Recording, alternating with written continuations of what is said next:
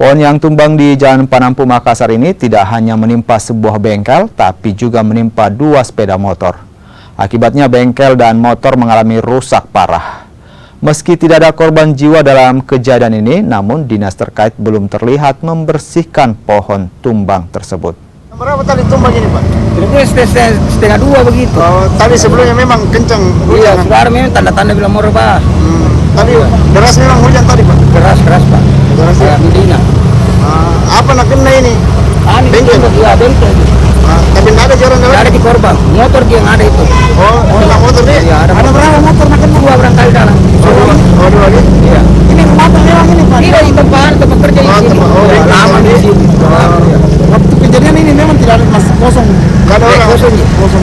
Lagi sudah ada tanda-tanda ditanya itu bilang kasih menyingkir dulu mobil Pak. Oh, sudah dianu memang. Ya, sudah ada tanda-tanda bilang mau rebah. Rebadi. Aku memang ini, Pak. Itu. Oh, tua juga di.